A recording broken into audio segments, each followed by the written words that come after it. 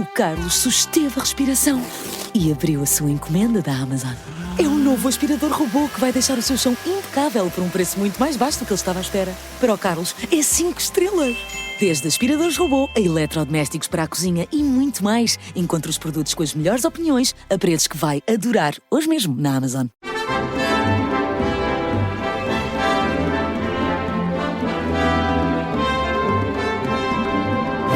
Todas as semanas, na Rádio Observador, recebemos o Martim Sousa Tavares para um encontro com a beleza, que também pode acompanhar em podcast e até no YouTube do Observador, porque temos lá sempre uma filmagem a cada episódio deste encontro com a beleza. Martim Sousa Tavares, vamos dar os parabéns a Ravel. Vamos. Cá estamos para mais um date com a beleza. Vamos cantar todos. Mas são os parabéns, é mais uma efeméride, vá. Okay. Não é propriamente um aniversário. São os 150 anos do nascimento de Maurice Ravel e achei que fazia sentido trazer aqui um compositor que já tem sido referido, mas não creio que tenha sido o foco da nossa atenção, como merece, pelo menos.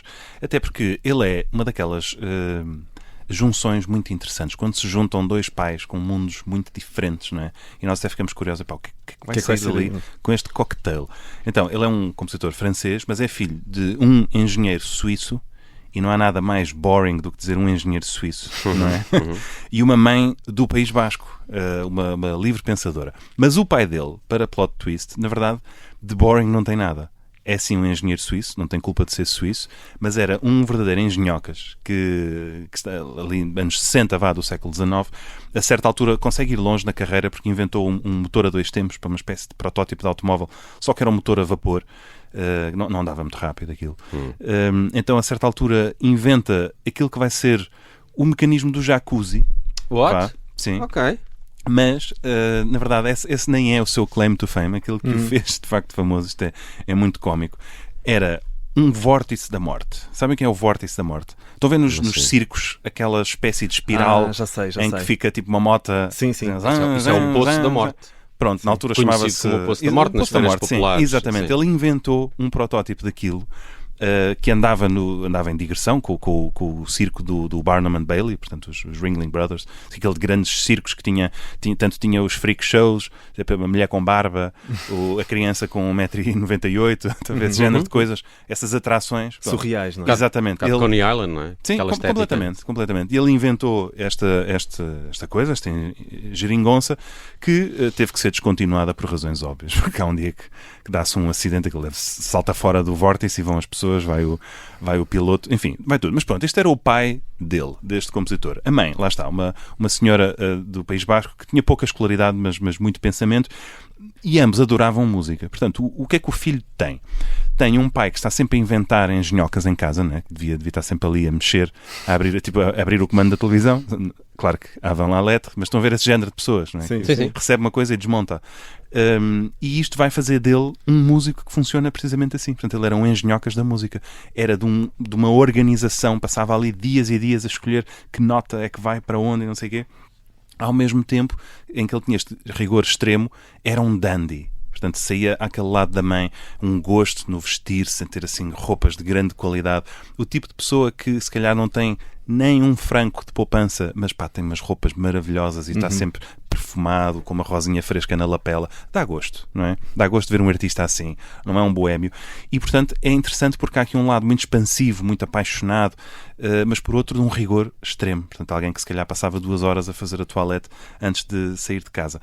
E a verdade é que isto é uma combinação, é o Totoloto. Porque para um gênio como ele tinha tudo o que precisava. Tinha um verdadeiro coração quente e uma cabeça fria, que é tudo o que se pode desejar. E, portanto, o catálogo dele são pérolas atrás de pérolas. Ele tem obras para a orquestra que são um luxo para os ouvidos. Estou a pensar no bailado de Daphnis et Chloé, por exemplo. Muita música de inspiração espanhola, em ligação à mãe, da qual a mais famosa é o bolero, evidentemente, que eu acho que aqui já aqui passou, tenho ideia. Na versão de Fancy de 1985, esse êxito do Italo Disco. Nunca. Que foi número 1 em Espanha também. A sério? Bateu em Ibiza. Foi o único sítio onde foi número 1. Claro que sim. Na verdade, o bolero de Ravel chamava-se Fandango inicialmente, mas acho que bolero, para além de ser outra dança, é uma palavra mais bonita. Tem um grande hit que é a Pavane para uma infanta defunta, não sei se já ouviram esta peça, está assim em todas as playlists de ler com música clássica. Tem jazz na música dele, porque há ali os anos 20, ele conhece o Gershwin, escreve um concerto para piano e orquestra inspirado nisso. Temos um esforço, ele foi recrutado na Primeira Guerra Mundial, conduzia uma ambulância, e depois conhece um pianista que tinha ficado sem um braço, então escreve o famoso concerto para a mão esquerda, em que o pianista toca só com a mão esquerda, para piano e orquestra. Mas são tudo peças com 15 minutos, 20 minutos, 30 minutos, maravilhosas, que eu quero que ouçam todas, mas eu tinha que escolher aqui uma que coubesse neste nosso podcast. Portanto, o toque dele é maravilhoso, e isto é que eu também queria aqui explorar, que é, em poucos segundos, ele consegue aquela assinatura sonora. É como ver um quadro do Mark Rothko ou do Picasso. Nós entramos Conseguimos logo identificar. Logo, tu percebes logo, e percebes que aquele quadro é melhor que os outros. Por alguma razão, quem o fez, aquilo tem outra qualidade. É como um prato confeccionado com ingredientes muito bons e outro com ingredientes não tão bons, não é? Podem ser os dois feitos com muita técnica, mas aquele sabe melhor.